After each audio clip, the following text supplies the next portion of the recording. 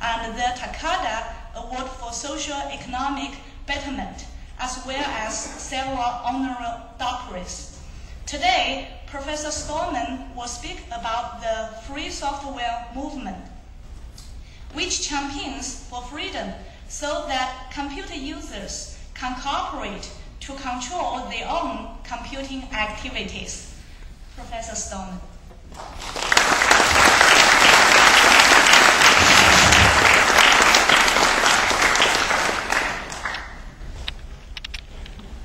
So, happy hacking, and thanks for coming. Our society teaches computer users to judge a program in practical terms only. It teaches people to ask, is this program convenient? Is it reliable? What does it cost? It does not teach people to ask deeper questions like, if I use this program, what does it do to my freedom? If I use this program, what does it do to my community?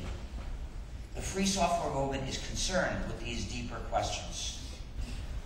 Free software means software that respects the user's freedom. It's a matter of freedom, not price. So think of free speech, not free beer. Software which is not free is non-free software, proprietary software, also called user-subjugating software. It keeps the users divided and helpless.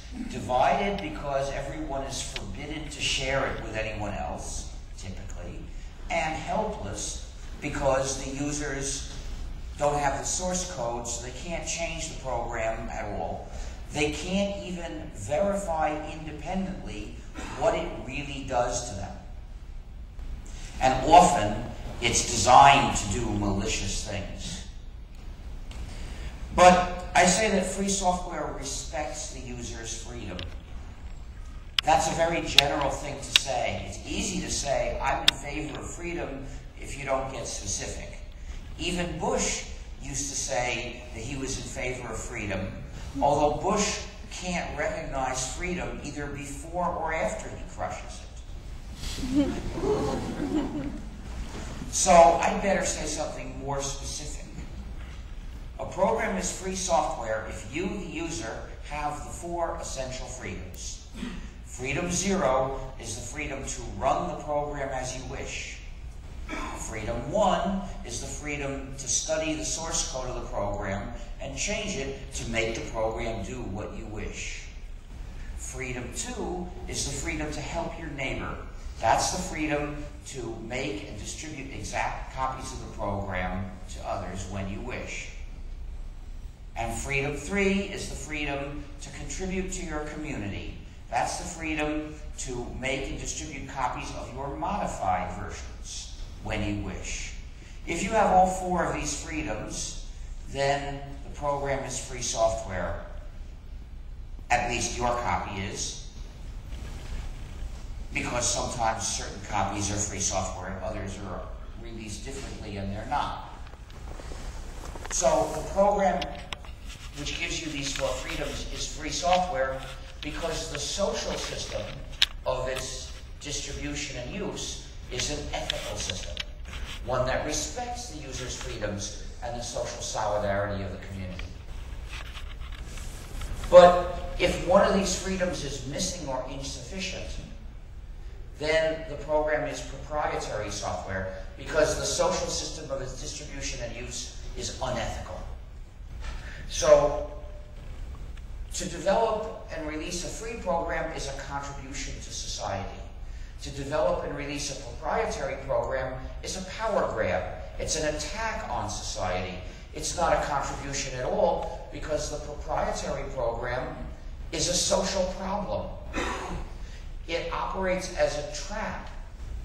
If it has any attractive features, those are the bait.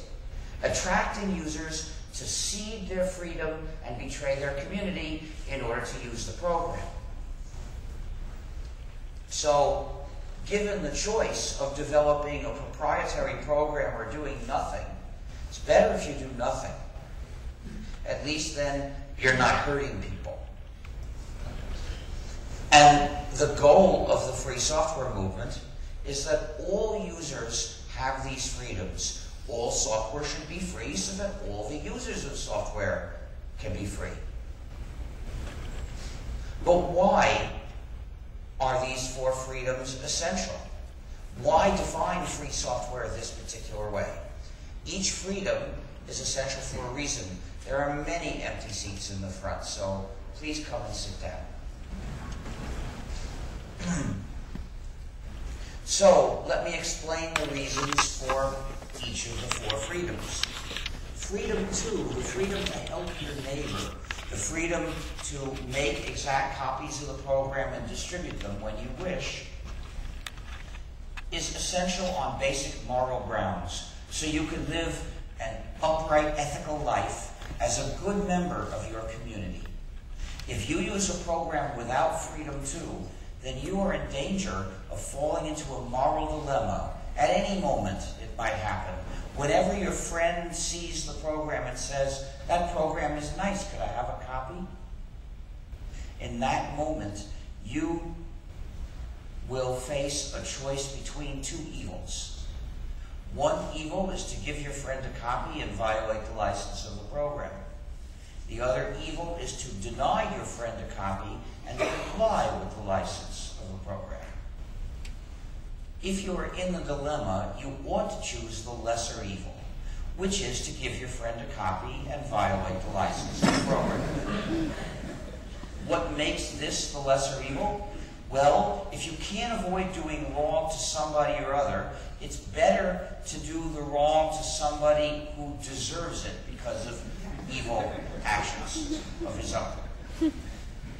We can assume that your friend is a good member of your community, and normally deserves your cooperation.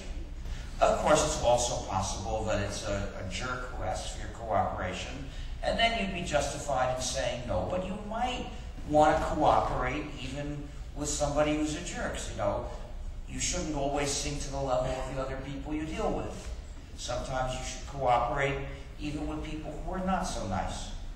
But in any case, it's certainly a possibility that it's a good friend and a good member of your community.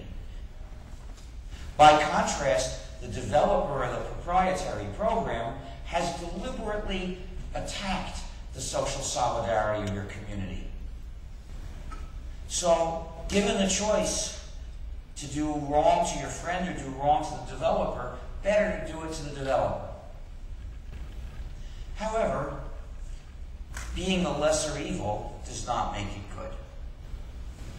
It's never a good thing to make an agreement and break it.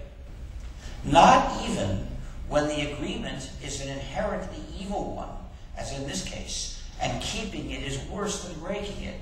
Still, breaking it's not good. And if you give your friend a copy, what will she have? She will have an unauthorized copy of a proprietary program. And that's a rather nasty thing, almost as nasty as an authorized copy would be. So, when you have fully understood this dilemma, what should you really do? You should make sure you never fall into the dilemma. I know of two ways to do that. One is, don't have any friends. That's what the proprietary software developers implicitly suggest to everyone. The other is, reject the proprietary software. If you don't have a copy of the program, you don't have to worry about what you would say if someone asked you to copy it. That is my solution. If someone offers me a proprietary program, asking me, saying the condition is I can't share it with you, I say my conscience would not permit me to accept those conditions, so take your nasty program out of here. That's what you should say too. Reject software that demands you betray your community. And reject also the propaganda terms